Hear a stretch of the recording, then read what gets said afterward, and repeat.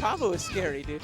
Yeah, and he's not even like one of the best. I know. You know, he's so fun to watch. But see, like that's what scares me about Faru. You know what I mean?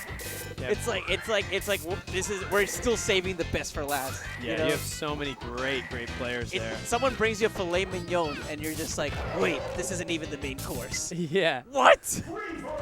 But speaking of the main course, let's go ahead and dive right into this next match. Studstill versus Kero. Okay, so Studstill is pretty tricky and very unorthodox. And a lot of people kind of attack his play style and say, you know, there's so many more optimal things you could do. But that's his style, and it works for him. But Kero is one of the best. And Kero knows his style, and Kero can execute on basically every level, you know, a little better than I think Studstill can. So look for this to be pretty one-sided, unless Studstill can really, I don't know, adapt his game on the fly. That's the thing about Studstill, man. He's such a goofy dude. He really is. He chooses so many goofy options that it might actually catch Kero off guard in the early game, but I'm expecting a lot of dominance as we go on to stock the final 2 stocks of the game overall. Yeah, you see he tries that up B and kind of forces Kero to use his own up B to sweet spot, but that's not going to be a good option there versus Kero.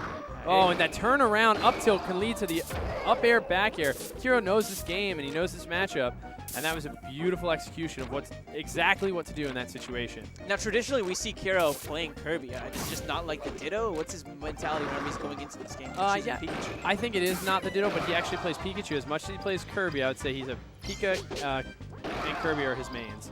You know, Pika, Kirby, he'll play a little Falcon, I think, once in a while too, but these are really his go-tos.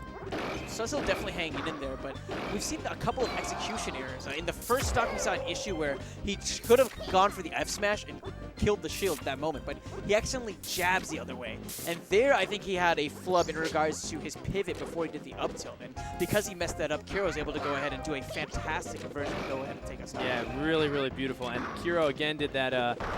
He had 2 up airs, I think, and then he landed, followed it up with a pivot, up air to back air. So he really uses that pivot and changes the way he's facing very well. He knows exactly the right way to do that to combo these floaty characters.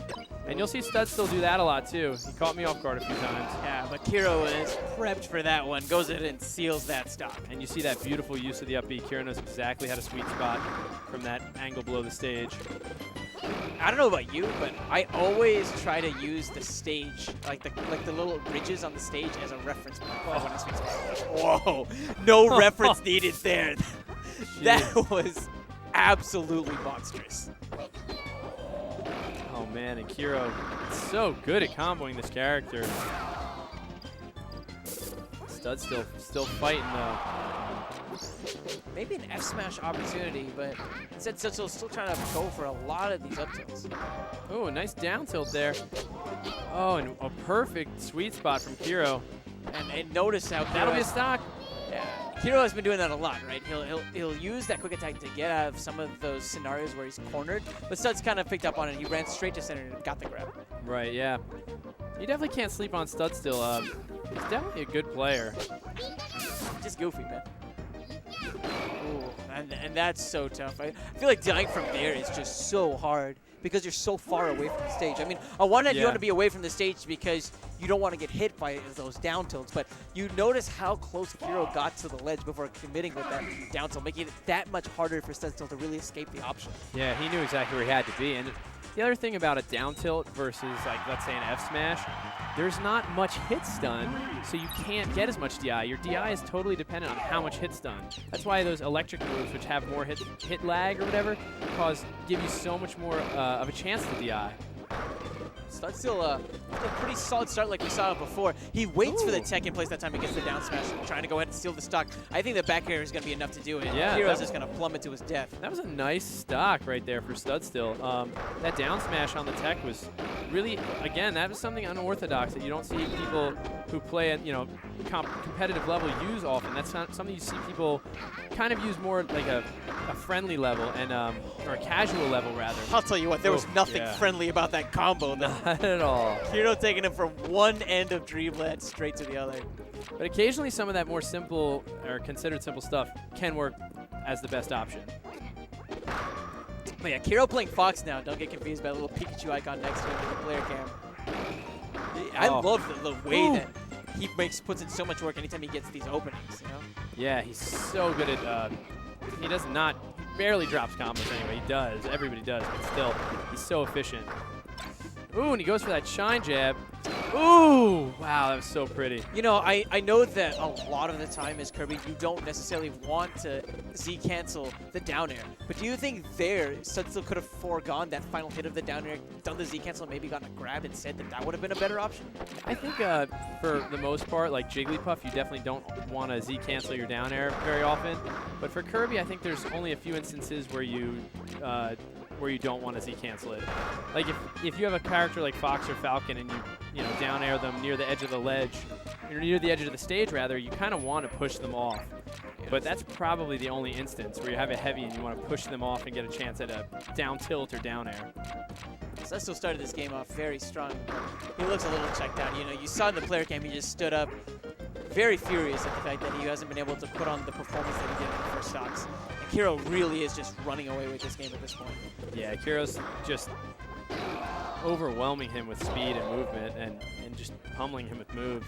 I think in situations like this, when you feel like your back's against the wall, where you have to think about what's the minimum I need to achieve my win condition, right? For Studstill, it's not going to take much. He just needs to space, put in a well-spaced up tilt, and from there, we've seen that he's capable of taking stocks. Yeah, and he did that before on the edge, but he ended up going for an F smash and sending Kero back towards the stage, and that should be a stock. Yeah, he didn't get that second hit of that up air, and it's going to cost him. That.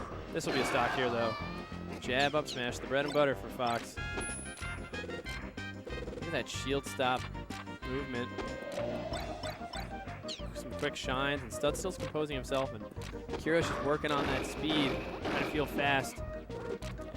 That's a good play from him. Gets caught off guard by the edge. Yeah.